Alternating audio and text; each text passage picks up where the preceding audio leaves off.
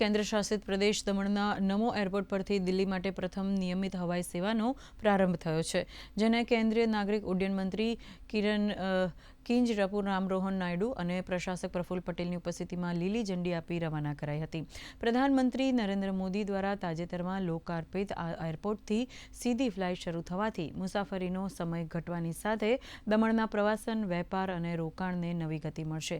આ સાથે ભવિષ્યમાં આ એરપોર્ટ પરથી અન્ય મુખ્ય શહેરો માટે પણ હવાઈ સેવાઓ શરૂ કરવાનું આયોજન છે, જે દમણના વિકાસમાં એક મહત્વપૂર્ણ સીમાચિહ્ન સાબિત થશે.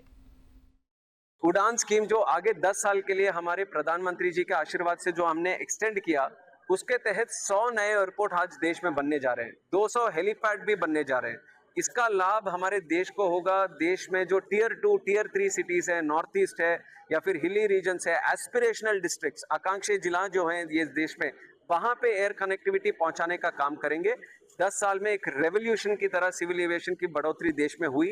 ये विजन हमारे प्रधानमंत्री जी का था. यहाँ नमो एयरपोर्ट दमन से फ्लाइट के शुभारंभ हो रहा है, तो ये वापी, दमन और सिलवासा की पब्लिक के लिए बहुत ही मतलब अच्छा ये है कि यहाँ से फ्लाइट, अभी तक हम लोगों को फ्लाइट पकड़ने के लिए सूरत या मुंबई जाना पड़ता था, तो अभी यहाँ से फ्लाइट की सुविधा रहेगी. और आने वाले फ्यूचर में ये पहली फ्लाइट एक्चुअली अभी दिल्ली के लिए चालू हो रही है, लेकिन आगे आने वाले फ्यूचर में देश के हर कोने के लिए हमें कनेक्टिविटी मिलेगी, आशा करते हैं.